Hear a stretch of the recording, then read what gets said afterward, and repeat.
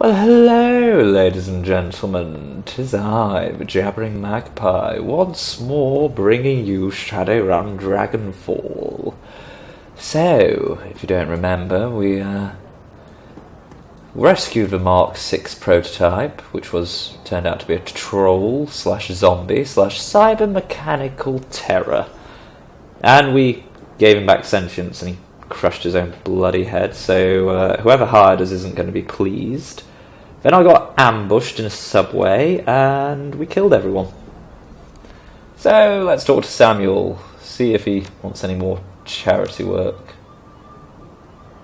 Oh yes, here we go. The work program has been a rousing success. At this point, we only have one more goal in mind around the year. I've been in negotiations with Herr Bargatzi to lease another building in the Kritz Bazaar. The construction is much more modern and sturdy than our old shelter. Our people would be better protected there. In addition, the extra floor space would open a host of new options for our organization. One other thing, Mags. If we reach this goal, I would like to name the building after you. You are, after all, our primary benefactor. With 500 new yen, we can make the purchase. Whatever you could spare would be most appreciative. What? My own building? Here, just take it. This is incredibly generous. Thank you, my friend. No big deal, Sam. Do good with it. I don't know what to say, Mags. With this donation, we have reached our final goal. I will speak with Boragazzi immediately and provide him with his down payment. The Mags Civic Centre will stand as a monument to your generosity and care.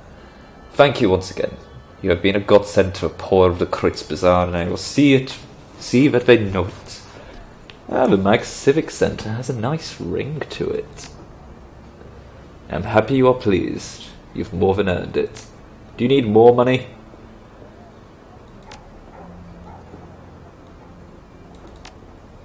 I don't think he's got anything new, but he's doing well. Let's talk to Lane. I do believe Lane is Finnish. Even from a distance, it is clear something is not right with Lane. Coming closer, you can see dried blood on his face and clothes, as well as a few discoloured blotches that pass for bruises on troll skin. More noticeably, there is considerable damage to the man's left prosthetic leg, which he now tends to with tools as antiquated as the leg itself. Are you alright, Alexi? I'm fine. Nothing a few swings of wrench can't fix, or a few swings of a crutch. Someone comes at me, thinks me weak, and I show him otherwise. Leaning to one side, Lane's crutch is caked in more blood than it, and what appears to be bits of hair. Tell me who did this to you. Just a punk with some bad ideas. Forget about it. Are you sure you're alright? I've suffered far worse, as you might imagine, and I don't need you or anyone else babying me. I'll leave you be, Lane. Okay, so bad idea trying to beat up a troll who is a veteran of the Northern Wars. Oh, Slimmy Kimmy. Hello, Max. How are you? Oh, she's got a black eye. Are you alright, Kim? I'm fine. Just another day in Berlin. Is there something going on around here? There's always something going on in the Flux, right? It gives, it takes. Sometimes it takes more than it gives. And some things it takes are gone forever. Friends that disappear, family that dies, people like Monica. I don't much like the Flux. In The Sims, you can have the same happy day over and over. You can skip past the parts you don't like, or replay the good moments as many times as you want. I can't think of parts of any of real life that I'd want to play over, and plenty of parts I wish I could skip. How did you end up in the Kritz Bazaar? I don't know. I was living on the streets since I was a kid. Had no family, no home. Got mixed up with some bad people, and I had a bad day. Ended up owning the money. Too much money. I got beat up pretty bad, needed a doctor, but couldn't pay for one. Then I found Doc Hedscabell, but he found me. Can't really remember. He said he could save me. He gave me money up front, but he said I had to come back for medicine every month until it was time to pay him back. I did. I took the medicine, just like he said. I really don't want to talk about this anymore, okay? Alright, you take care of yourself. Whatever I have to do. That sounds fishy. Dr. Escabel is sketchy as fuck. No, there's nothing new about this stupid statue. Like, really sketchy. What's in here? Oh yeah, here's the AG Chemi project data, drug formula and visual records. Machine accepts the data upload and only a few moments later a certified cred stick is spat out of the coin slot. The old LCD reads out, displays the text. Freedom, equality, information. Schockvellenreiter. Walk away. Apparently Schockvellenreiter means shockwave rider, and it was the name of a book. You know, sort of a mix between cyberpunk and anarchist philosophy, so I guess the whole freedom of information theory means that Schockvellenreiter is a good name for your organisation.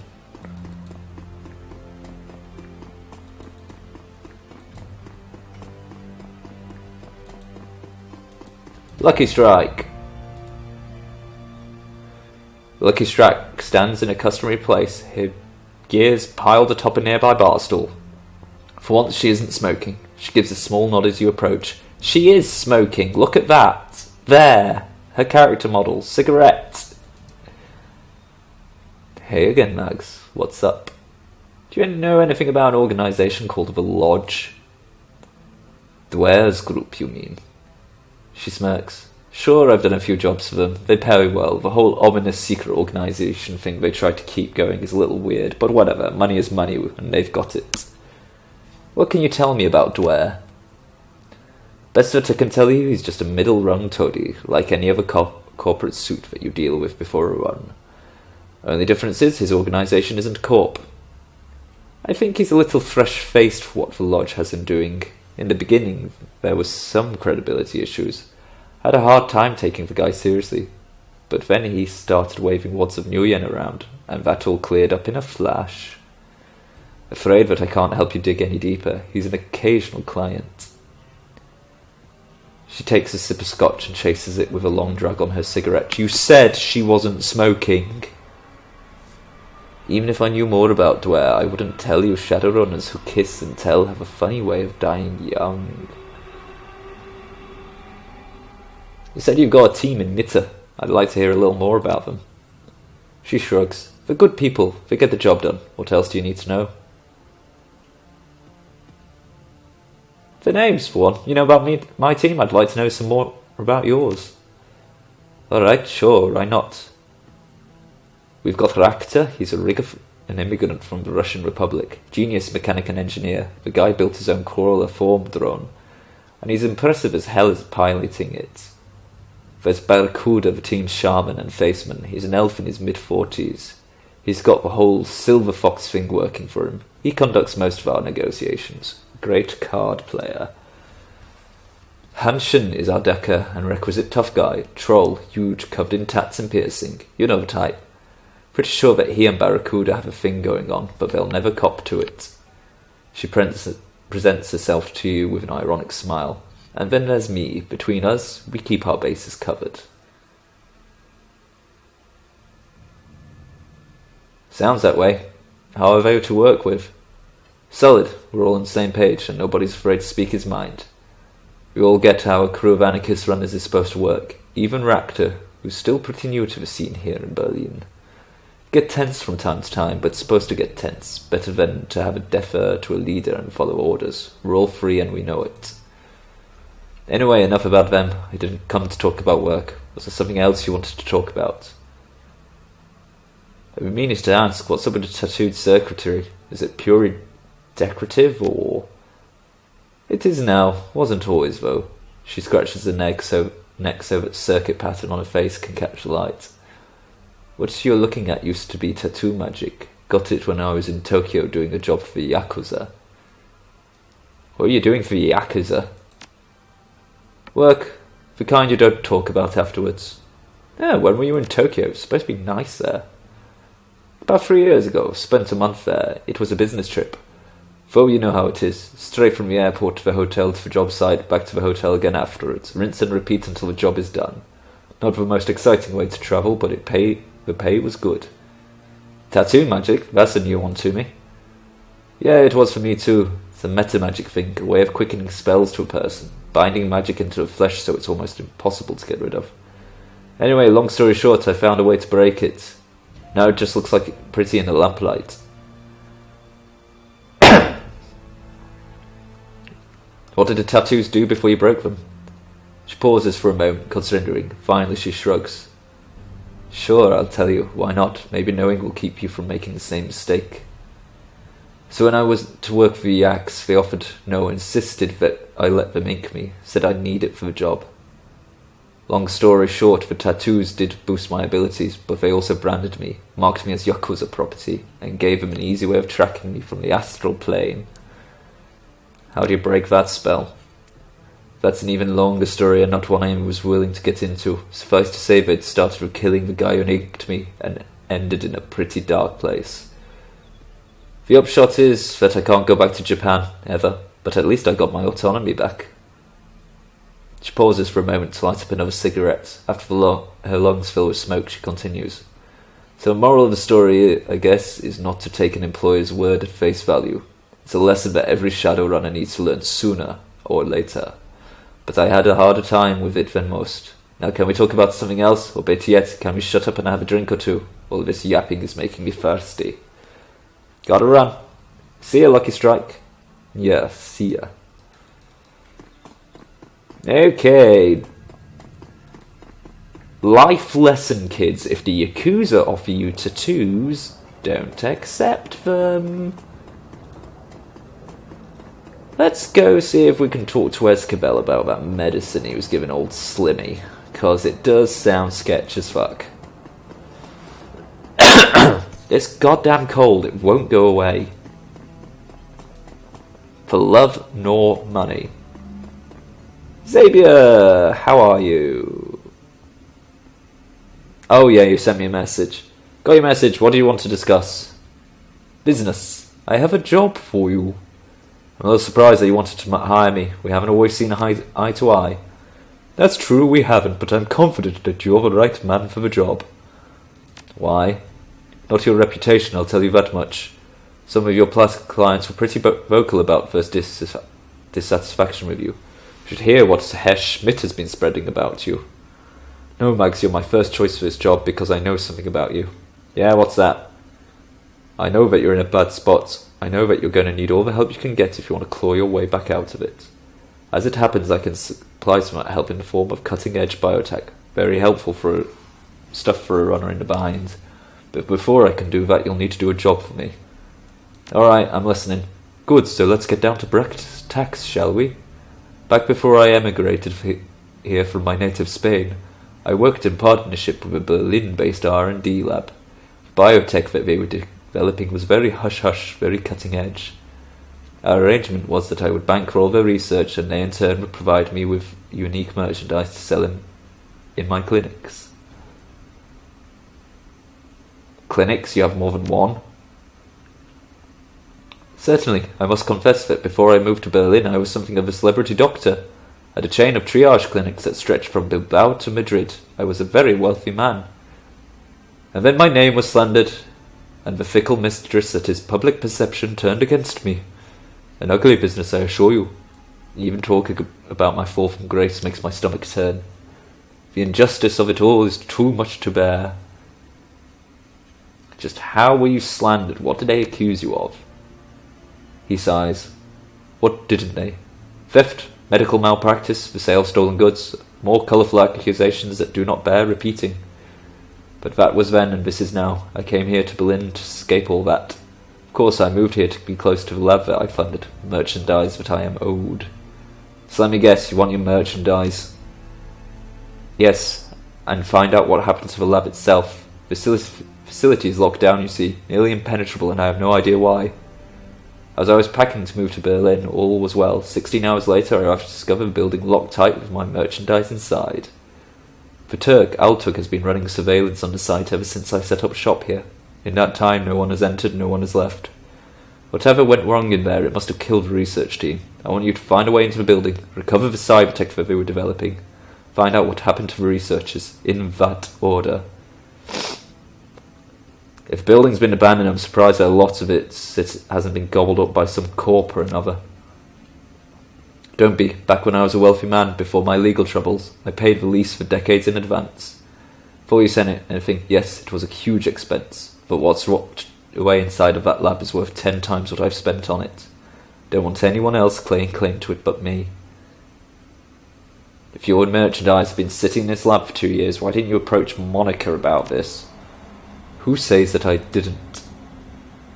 I had a, let's say, tumultuous friendship with your dear departed Monica. We had our ups and downs, you see, and on this subject she was most certainly down.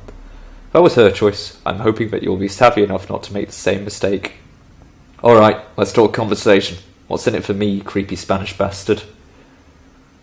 I can't afford to pay you in new yen. And that's your own fault, by the way. You shut off a good chunk of my revenue when you pulled that stunt down in the sewers. But what I can do is give you a first crack at any biotech that you recover from the site and make it available to you at a discount. The top of the line ware that we're talking about, mind you, better than anything else I've got in the stock. And because it's biotech, the essence loss from implanting it will be minimal. It's a good deal. Win-win for you, really. So what's it going to be? Will you take the job or not? Alright, Doc, I'm in. Excellent.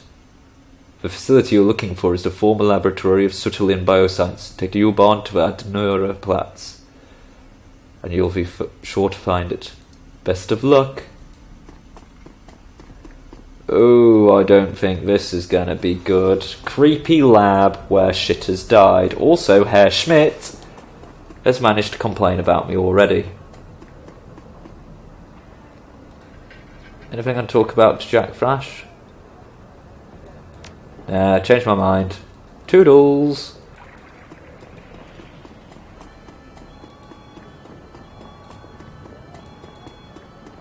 Gunari, do you have anything?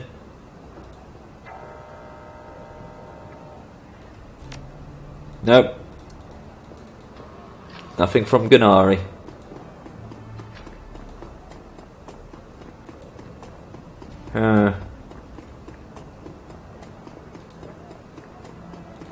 Well, let's try and upgrade Mr. Tumnus, because he's getting wrecked recently.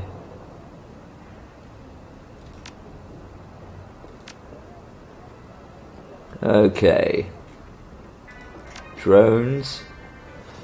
Oh, this cough. Why won't it go?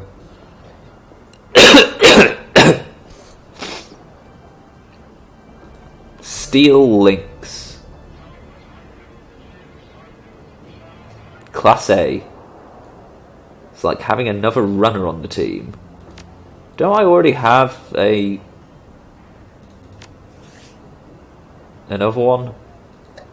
Somewhere? No, I just have a Doberman. Apparently. Why haven't I upgraded that? Steel links, we'll take one.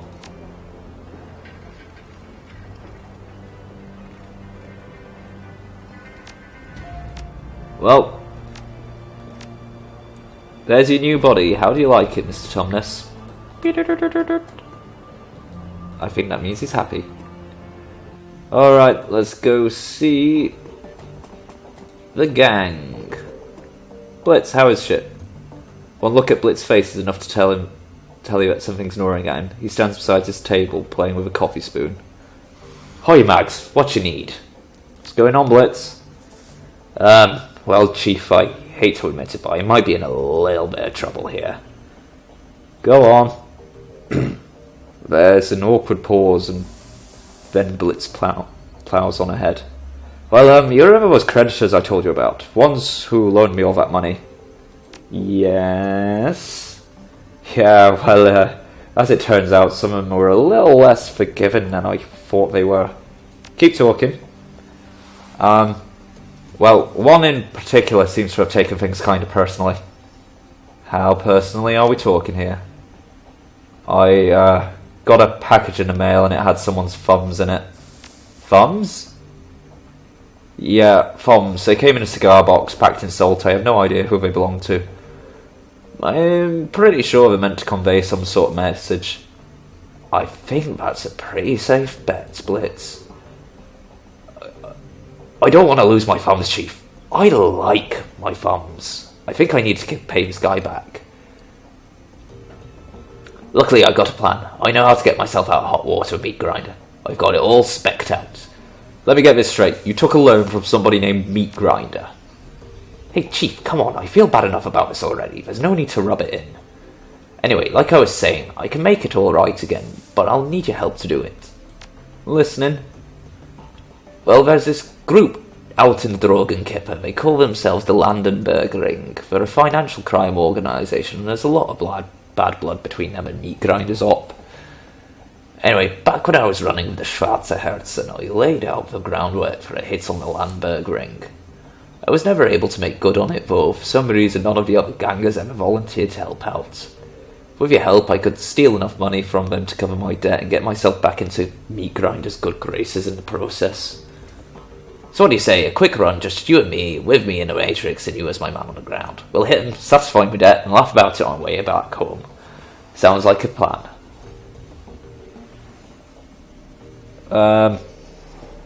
Alright, Blitz, but in future you need to be more upfront with me about things like this, especially concerning men called Meat Grinder. No problem, Chief, no problem at all. You can count on me. Now, if you'll excuse me, I've got some last-minute stuff to take care of before we get started. Oh, and Mags, thank you. No sweat, Blitz. Meet you at the U-Barn? No, not as such, Chief. I won't be physically going to the Dragonfall. I've seen enough of that place for one lifetime. I'll be jacking in from a terminal I set up here in the Kreutz Bazaar. Oh, okay, then I'll send you a comm when I get there. Sounds good, Chief. Thanks again. Fucking sat there wanking it whilst I get shot at. Dante, who's a good boy. Bet him. Woof. So, Iger, what's going on, girl? Iger offers you a shallow nod. Mags, any thoughts on the last run? I'm not going to lie, Mags. This one is going to stick with me for a while. What they did to that troll was sick. This is probably going to surprise you, but I'm happy that the Mark 6 is dead. Yeah, Herr Schmidt was pissed, and sure our reputation got dinged. Neither of those are good things, but I'll take them over being a part of what they were doing to that troll any day. Walking out of a run with a clean conscience is a rare pleasure. Savour it whilst you can. Do you trust me, Iger? She pauses for a moment, considering. Finally she nods. Yeah, I do. You've earned that much. I haven't always agreed with your decisions, Mags, but you've proven your competence. It's only fair for me to acknowledge it. And tell me what happened to your team. This again? Why do you even care, Mags?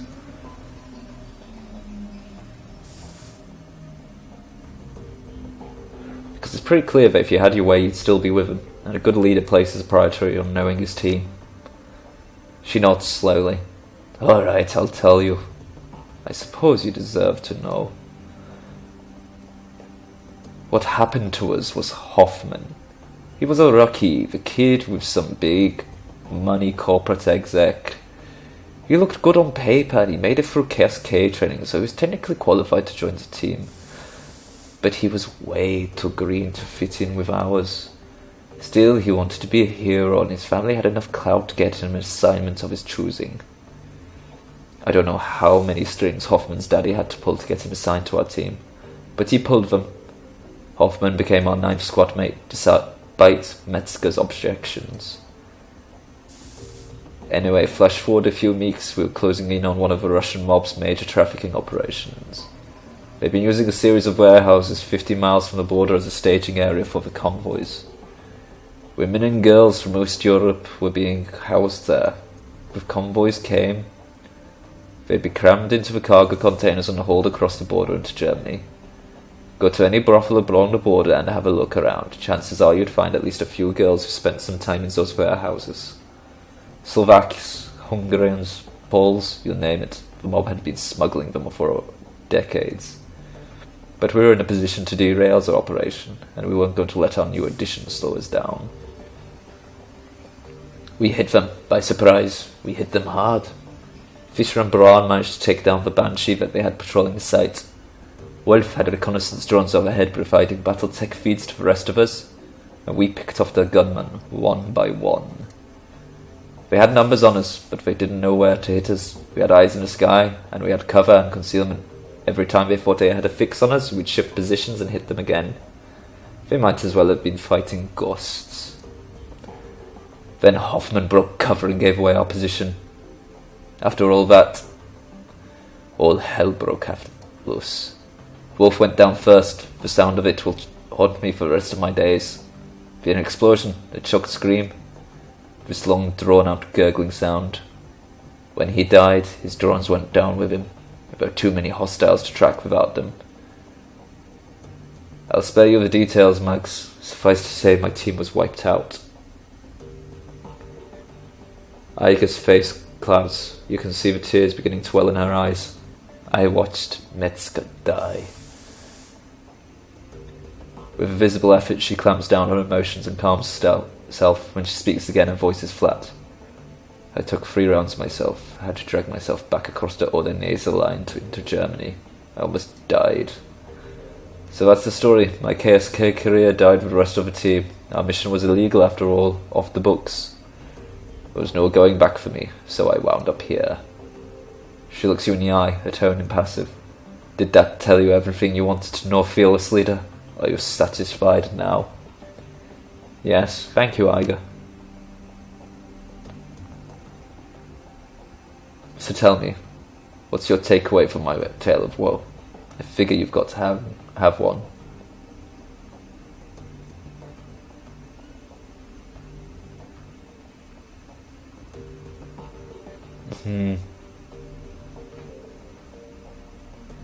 Monica died, you blame me because I was new to the team. But I'm not Hoffman, Aiga. Yeah, she nods. I know of that. And you are right, to a point. I might have judged you too harshly because of Hoffman. But everything else I said was justified. Giving you command of his team was a hasty decision made for the wrong reason. I stand by that assessment. But between then and now, I've been watching you like a hawk. You've grown, Max. You weren't the right choice to lead before. I still believe that. But you are now. Thanks, Aiga. Good talk. She nods. Until next time. Yay! Aiga kinda likes us.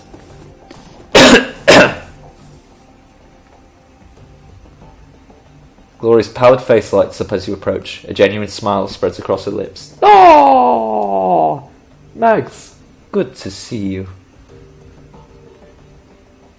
Any thoughts on the last run? A tinge of red crawls up Glory's neck.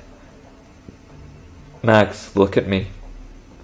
She extends her sculpted metal arms. Chrome glints in the flickering light. I'm not far from being what that poor troll was. When I think of what they did to him. She looks in the eye, her expression remains neutral, but that slight blush has spread from her neck to her cheeks. It wasn't right, and you did the only thing that you could do to make it better. You knew what it would cost you, and you did it anyway, because it was right, Mags. I won't forget that. Not ever.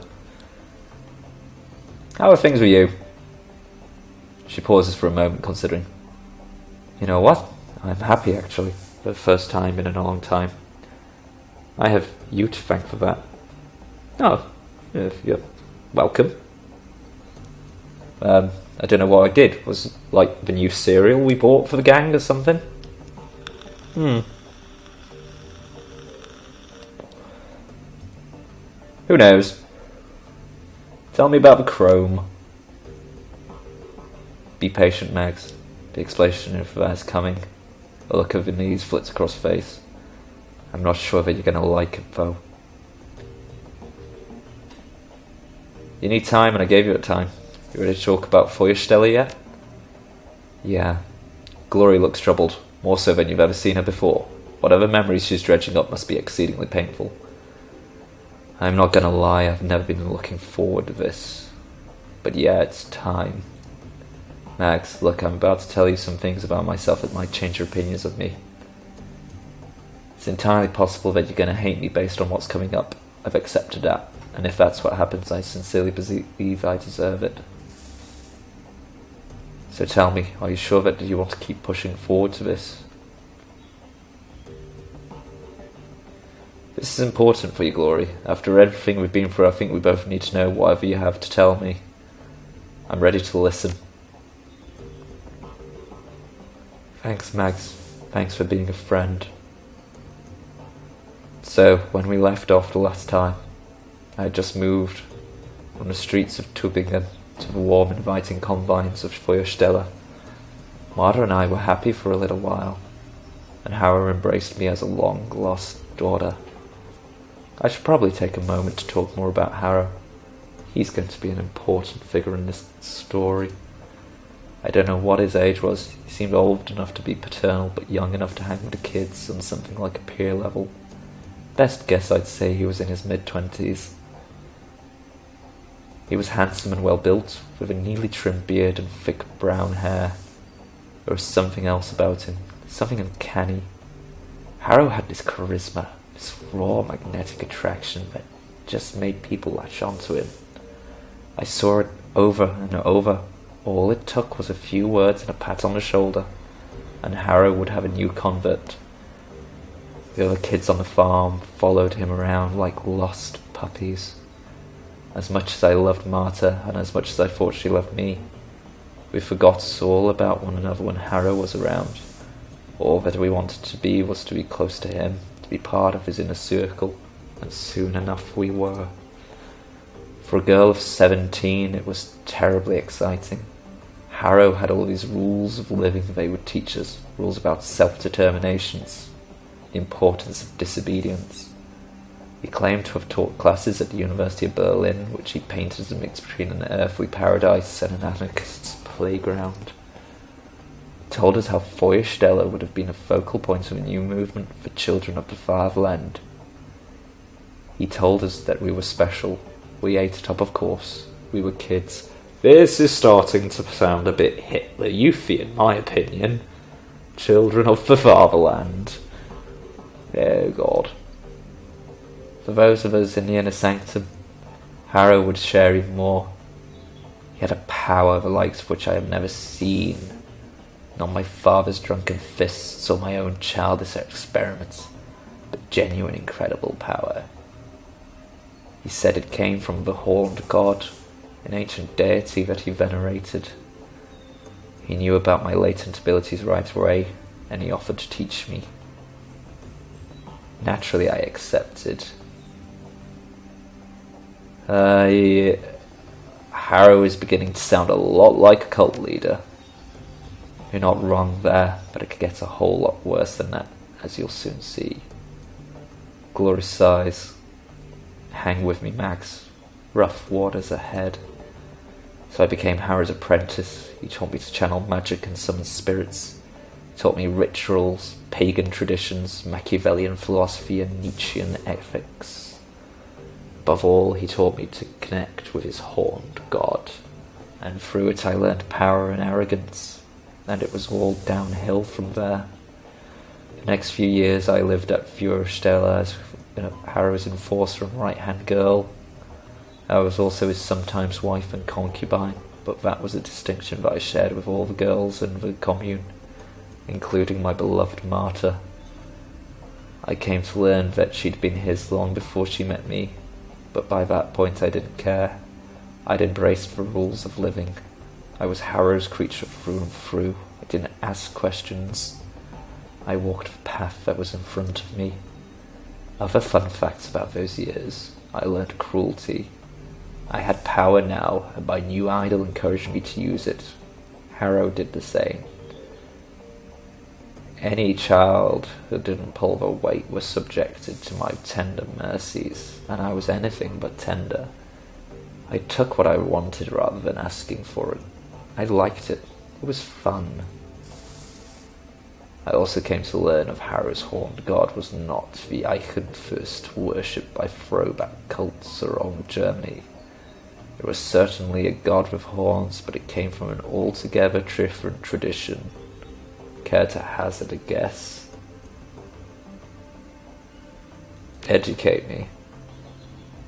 Satan, Lucifer, Old Scratch. In the magically active community, referred to it as the adversary. Whatever you choose to call it, it's every bit as bad as it sounds. So my idol, the ancient deity that was feeding me my power, was the antithesis of everything that is right and good.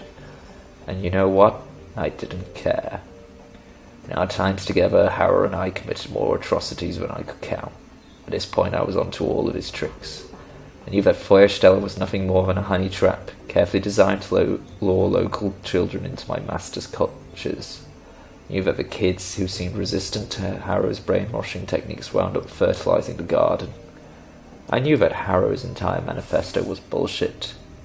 I knew that through it all, Harrow and the adversary were laughing, because I was laughing right there beside them. I don't want to pin the blame for my decisions on anybody but me. That said, I would like to posit that my father's connections to the Kreuzritter might have helped me play into my willingness to serve the adversary. In my warped, indoctrinated little brain, I equated church with evil, so the opposite of that, I figured, had to be, well, if not good, then at least totally not bad. But I was kidding myself, of course. My new deity was the very definition of bad. Serving it made me bad. End of story. Well, so you are a chromed up cyborg that worships and is powered by Satan.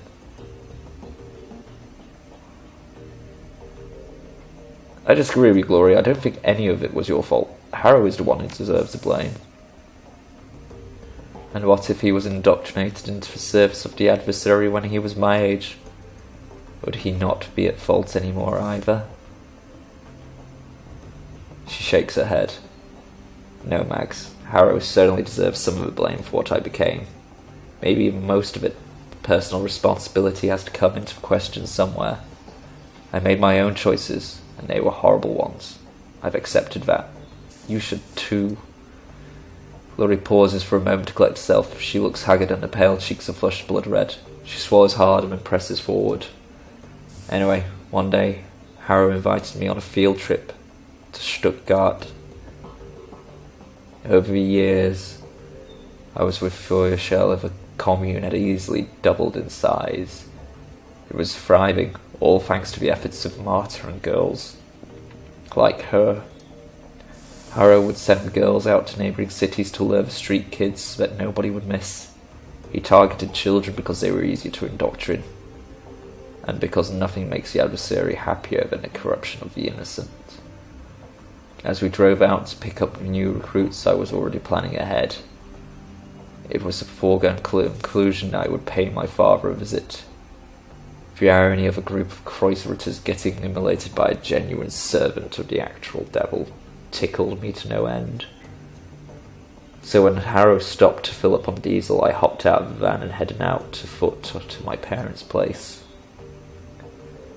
Harrow wasn't overly concerned about my absence. I had long since reached a point where I could assert my autonomy, and he knew I'd be back. I wound up at my folks' house somewhere around noon.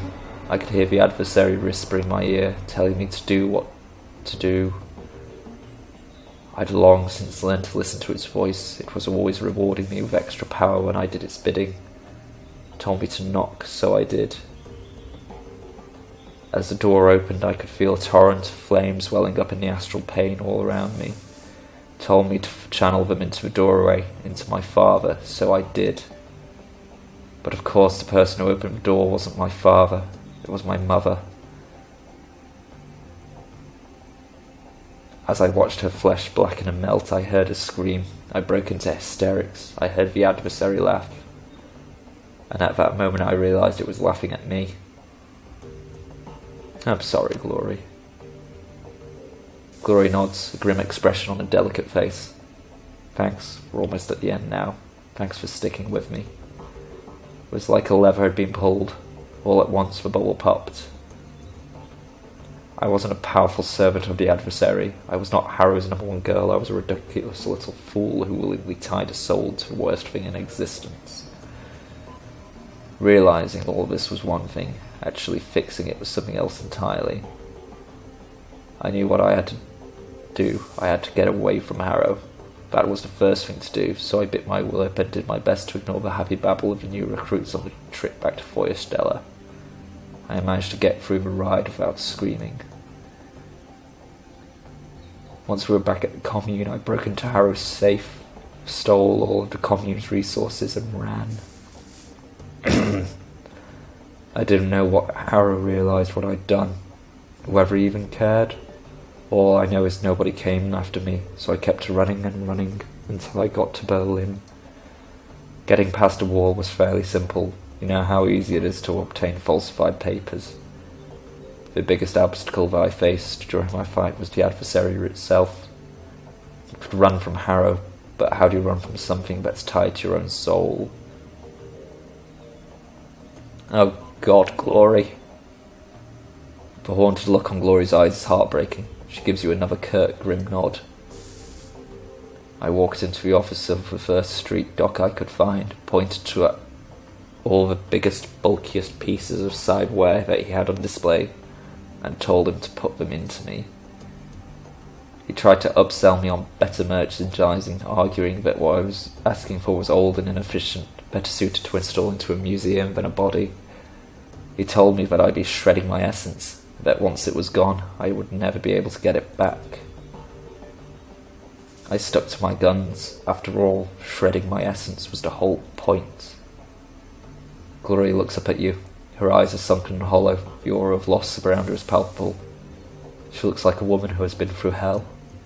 That's all for now, Mags. You've heard the tale. You know why I am the way I am. You know the things I've done, and how much I have to atone for. If you still want my company, fine. If I've lost your friendship, I understand that too. But for now, I need to be alone. Okay, that was fucking harrowing. Oh, Jesus. Doesn't anybody have a happy past?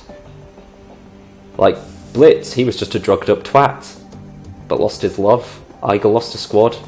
Glory lost virtually everything. And Dieter, I guess he just likes punk rock, so he was pretty happy. Anyway, this seems like a good place to leave it, ladies and gentlemen. So, if you enjoyed that, leave a comment, a like, or a subscribe. But for now, I wish you a very tatty bye.